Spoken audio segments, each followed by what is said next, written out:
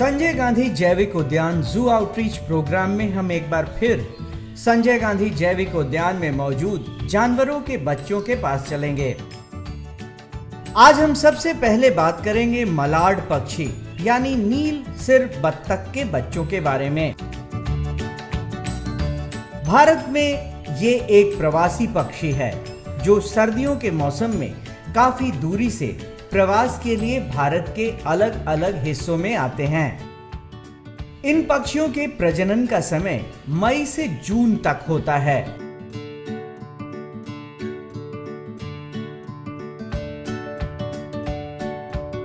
मादा मलाड एक बार में लगभग 8 से 12 अंडे देती है। इनके अंडों की लंबाई 2 इंच से 2.5 इंच तक होता है, जबकि इनके अंडों की चौड़ाई 1.3 इंच से 1.8 इंच तक होता है। अंडों को सेकने का काम मादा मलाड करती है।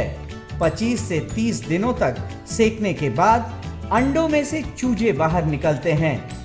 बाहर निकलने के कुछ घंटों के अंदर ही मलाड के बच्चे पानी में तैरने लगते हैं। इनके बच्चों को डकलिंग्स भी कहा जाता है।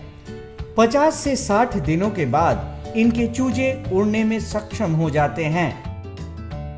मलाड बत्तख के बच्चे अपने जन्म के 6 से 7 महीनों के अंदर प्रजनन योग्य हो जाते हैं। डकलिंग्स देखने में बेहद सुंदर लगते हैं और इनके जन्म के पहले और जन्म के बाद संजय गांधी जैविक उद्यान में इनके देखभाल पर विशेष ध्यान दिया जाता है।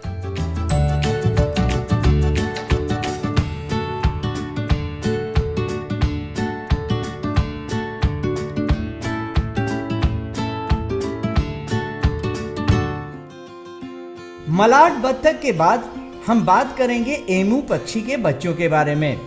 संजय गांधी जैविक उद्यान में अभी 2 एमू के बच्चे हैं जो बेहद तेज और फुर्तीले हैं। इनका प्रजनन यही संजय गांधी जैविक उद्यान में ही हुआ है। इनका प्रजनन काल जनवरी से मार्च तक होता है। ये सामान्य तौर पर अपने जन्म के 1.5 साल से 3 साल के अंदर प्रजनन योग्य हो जाते हैं।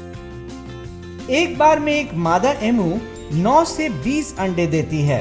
नर और मादा एमू में अंडा सेने का काम नर एमू करता है और चूजे 56 दिनों में अंडे से बाहर आते हैं।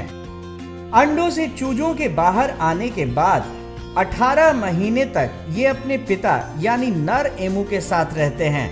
इस दौरान नर एमू अपने बच्चे को भोजन खोजने के तरीके बताते हैं। एक स्वस्थ एमू का जीवन काल 10 साल का होता है। इनके अंडे का वजन 700 से 900 ग्राम तक होता है और रंग गहरा हरा होता है। दुनिया का दूसरा सबसे बड़ा पक्षी एमू जन्म के समय लगभग 6 इंच लंबे होते हैं। जब हम बर्ड्स की बात करते हैं तो इनक्लोजर में ऐसा कभी कभी होता है कि अगर कोई पेस्ट है बाहर से, जैसे मंगूज हो गया या रैट्स हैं, वो अगर इनक्लोजर में प्रवेश कर जा रहे हैं तो वो एग्स को डैमेज कर देते हैं। तो या दूसरे बर्ड्स हैं जो अगर जहाँ मिक्सिंग है स्पीसीज की तो वो भी अंडे को फोड़ देते हैं। तो उसके लिए कभी कभी हम लोग उसको इनक्यूबेशन के लिए इनक्यूबेटर में भी रखते हैं, आर्टिफिशियली उनको सेते हैं, या दूसरे तरह के जो हेन को भी इसमें यूज में लाया जाता है जो इसके दूसरे के बर्ड्स के अंडे को सेती हैं। तो इसके थ्रू भी हम लोग अलग अलग इससे काफ़ी सफलतापूर्वक एग हैचिंग कर रहे हैं। और last year Malad, golden pheasant, silver pheasant इत्यादि में काफ़ी बढ़िया इनक्यूबेशन के बाद काफ़ी अच्छा रिजल्ट आया है। और हम लोग इस बार फर्स्ट टाइम घड़ियाल में भी एक ट्राई कर रहे हैं कि इनक्यूबेट उनको नेस्ट से निकाल कर किया जाए, और अभी होपफुली हम लोग लगता है कि उसमें भी सफल होंगे। अब हम चलेंगे हाइना यानी लकड़बग्घे के बच्चों के पास। संजय गांधी जैविक उद्यान में अभी 3 लकड़बग्घे के बच्चे हैं जो बेहद चंचल और चालाक हैं। इन्हें आपस में खेलते हुए देखना काफी अच्छा लगता है। लकड़बग्घा अपने जन्म के 2 से 3 साल बाद बच्चे पैदा करने योग्य हो जाते हैं। मादा लकड़बग्घा लगभग 90 से 92 दिनों के गर्भावस्था के बाद एक बार में 2 से 4 शावक पैदा करती है। जन्म के समय शावक का वजन 300 से 400 ग्राम तक होता है।